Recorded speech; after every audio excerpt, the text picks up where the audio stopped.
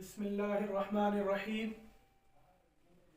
जी, आज हमारा दूसरा दिन है और हमारा चैप्टर चल रहा है spelling rules, phonetics, the science of sounds, आवाज़ों की दुनिया। तो आज के हम लेसन में हम समझेंगे कि कौन से अल्फाज हैं जिनको हम ब्रिटिश के अंदाज में पढ़ेंगे, कौन से अल्फाज हैं जिनको हम अमेरिकन एक्सेंट में पढ़ेंगे और कौन से अल्फाज हैं जिनको हम ऑस्ट्रेलियन एक्सेंट में पढ़ेंगे। तो आइए आज हम बिस्मिल्लाह करते हैं। सबसे पहले हम ब्रिटिश को लेते हैं कि इनके अंदर मैंने ये 5 कवायद मुख्तस किए हैं, लेकिन इससे पहले आप स्पेलिंग रूल्स के बारे में ये बात अपने जहन के अंदर जानशीन कर लें कि इंग्लिश के जो कवायद होते हैं इनको अगर कुल्ली तौर पर हुक्म लगाया जाए तो ये अक्सर पर होते हैं, और ये इनका जो कायदा होता है, जिस तरह मैथ का होता है 2 और 2 4 होते हैं, 4 और 4 8 बनते हैं, तो इंग्लिश के अंदर रूल्स जो होते हैं इतने मजबूत नहीं होते। ये कभी कभार बदल जाते हैं, कभी क्या हो जाता है, तो लेकिन किसी न किसी दर्जे में ये आपको काम दे देते हैं। लेकिन उसके साथ ये भी आपको याद रखना चाहिए कि दुनिया के अंदर कोई भी ऐसा इंसान नहीं है जिसको इंग्लिश के अंदर स्पेलिंग के अंदर उसका मसला ना हो। ये चाहे अंग्रेज खुद क्यों ना हो, उनको भी रट्टा लगाना पड़ता है। रूल्स आप याद रखेंगे, आपको किसी हद तक काम आएंगे, लेकिन फिर भी आपको रट्टे लगाने की जरूरत पड़ेगी।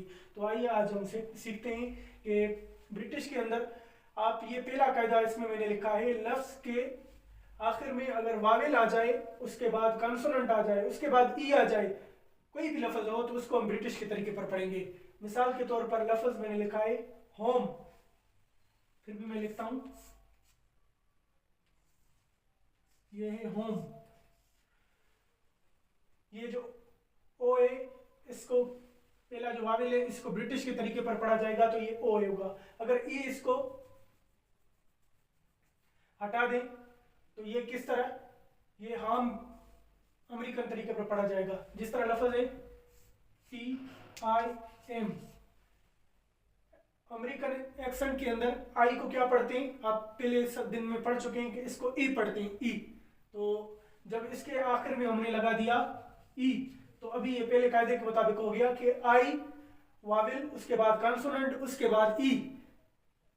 जब ये इस तरह के हरूफ इकट्ठे आ जाएं तो उसके बाद पहला जो वाविल है इसको आप ब्रिटिश के तरीके पर पढ़ोगे, इसको आप पढ़ोगे टिम नहीं पढ़ोगे, अभी इसको टाइम पढ़ोगे।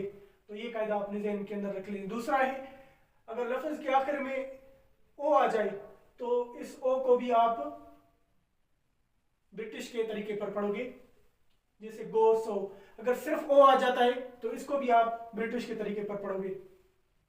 और ये AEIOU 5 जो वावेल्स हैं, इन 5 वावेल्स के बाद अगर ए के बाद वाई आ जाए तो आप ब्रिटिश के तरीके पर पढ़ोगे, जैसे वे।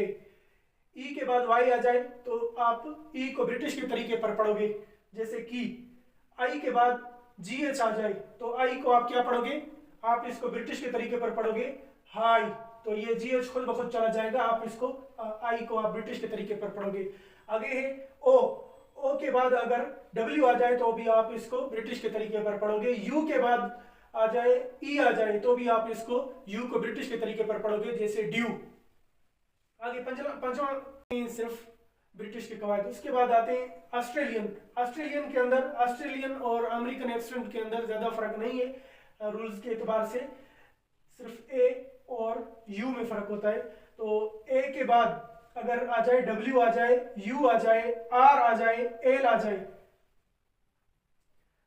तो इनको कैसे पढ़ोगे, जैसे W के बाद ए के बाद W आ जाए तो इसको आवे पढ़ोगे। तो ए को ऑस्ट्रेलियन आ पढ़ते हैं तो इसको आवे पढ़ोगे, इसको AUNT। ए के बाद यू आ जाए तो भी इसको ऑस्ट्रेलियन के तरीके पर आंट पढ़ोगे। ARE, ये भी ऑस्ट्रेलियन तरीके पर आर आ जाए। और इस तरह ए के बाद एल आ जाए तो भी इसको ऑस्ट्रेलियन तरीके पर पढ़ोगे, ए को आल। और दूसरा कायदा है इसका कि किसी लफ्ज के शुरू में अगर आ जाए यू आ जाए तो इस यू को आप ऑस्ट्रेलियन तरीके पर पढ़ोगे। ऑस्ट्रेलियन इसको कैसे पढ़ते हैं, आप पहले लेसन में पढ़ चुके हो कि इसको यू को जो है कोई हरकत नहीं देते, ये साकिन पढ़ते हैं इसको, तो ये अंकल पढ़ा जाएगा। तो ये है सिर्फ ब्रिटिश के और ऑस्ट्रेलियन कवायद और इसके अलावा जो भी अल्फाज आएंगे आप उनको अमेरिकन तरीके पर पढ़ोगे। और ये सब कुछ बार बार आप मशक करते रहोगे तो आपको जो है वक्त के साथ साथ आपके जहन में आता जाएगा। दूसरा है कि डिफ्थोंग, ये भी इसी का हिस्सा है, वावेल्स का हिस्सा है फोनेटिक्स में। डिफ्थोंग कहा जाता है कि जब दो वावेल इकट्ठे आ जाए तो फिर कैसे क्या पढ़ा जाएगा उनको। तो दो वावेल अगर, इसकी दो सूरतें हैं कि जब दो मुख्तलिफ वावेल इकट्ठे आ जाएं या दोनों एक जैसे वावेल इकट्ठे आ जाएं। हम पहले लेते हैं कि जब दो मुख्तलिफ वावेल्स इकट्ठे आ जाएं, ए आ जाए, ई आ जाए, ए के साथ आई आ जाए, ओ के साथ यू आ जाए, तो फिर हम क्या पढ़ेंगे इनको। तो इसके अंदर दो कायदे आप ज़हन के अंदर रख लो। जब दो वावेल मुख्तलिफ आ जाएं तो इसके अंदर दो एक्सेंट आप ज़हन में रख लो, एक ब्रिटिश एक अमेरिकन। तो ब्रिटिश वाले इसमें कहते हैं कि जब दो वावेल इकट्ठे आ जाएं तो पहले को पढ़ो दूसरे को हज़फ कर दो, दूसरे को मार दो। और अमेरिका वाले कहते हैं कि नहीं, जब दो वावेल मुख्तलिफ इकट्ठे आ जाएं तो दोनों को पढ़ना ही। अब पहले की मैंने मिसाल भी लिख दी है ताकि वक्त लिखने में ना लगे, ज़्यादा ज़ाया ना हो। जैसे पहले की मैंने मिसाल लिखी है प्लीज़, PLEASE, EA दोनों इकट्ठे आ गए। तो अब हम ब्रिटिश के तरीके पर इसको पढ़ेंगे। तो ये कैसे बनेगा, प्लीज प्लीज, दूसरा खुद ब खुद ए जो है इसको हमने हज़फ कर दिया। और इसी तरह अमेरिकन लहजे के अंदर हमारे यहाँ लफ्ज़ जो मशहूर है जैसे राउंड, काउंट वगैरह बहुत सारे अल्फाज हैं। तो इनके अंदर राउंड में ROUND में ओ भी है यू भी है, दोनों वावेल मुख्तलिफ हैं और इकट्ठे हैं।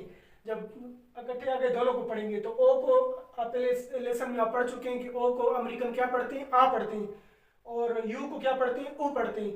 तो हमने इसको आर के बाद ओ आ गया तो हमने इसको आ पढ़ा, रा, और ओ को यू को पढ़ते हैं ऊ, तो हमने इसको ऊ पढ़ दिया, तो ये राउंड बन गया।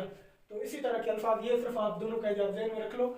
और उसके बाद हम आगे चलते हैं कि जब दो वावेल एक जैसे इकट्ठे आ जाएं, जैसे डबल ए इकट्ठे आ जाए, डबल ई आ जाए और डबल ओ आ जाए, और डबल यू इकट्ठे और डबल आई इकट्ठे तो नहीं आता, ये तीनों आते हैं। तो डबल ए जब आ जाए तो इसको हम आ की आवाज़ पढ़ेंगे, जैसे बाजार, बाजार, मार्केट, ये दोनों इंग्लिश के लफ्ज़ हैं। और इसी तरह डबल ई के जब आ जाए तो उसमें आप ई पढ़ोगे, जैसे नीड। और इसी तरह जब डबल ओ आ जाए तो इसकी फिर दो सूरतें होती हैं। डबल ओ आ जाए तो इसकी दो सूरतें होती हैं। एक को एक सूरत में बहुत लंबा किया जाता है, जैसे कूल, वूल, वूल वगैरह, इस तरह के अल्फाज बहुत दोनों ऊ का आवाज़ निकलता है। और दूसरी सूरत में सिर्फ ऊ, हमजा पेश ऊ, इसका आवाज़ निकलता है, जैसे बुक, हुक, लुक, वुड। तो ये कहाँ होता है, सिर्फ किसी इसको मैंने लिखा है कि दो सूरतें, एक होती है कहा जाता है शार्ट और दूसरी को कहा जाता है लॉन्ग। शार्ट में आप पढ़ोगे जब डबल ओ के बाद के आ जाए और डी आ जाए तो आप इसको शार्ट पढ़ोगे, जैसे लुक, वुड। और इसी तरह अगर किसी लफ्ज़ के आखिर में डबल ओ आ जाए, एल आ जाए वगैरह और भी हरफ हैं तो उस वक़्त आप इनको लॉन्ग पढ़ोगे, जैसे कूल, टूल, वूल। तो ये आज का हमारा लेसन था जो आपके सामने पूरा कर दिया। इसकी अच्छी तरह मशक करें। सी यू, अल्लाह हाफिज़।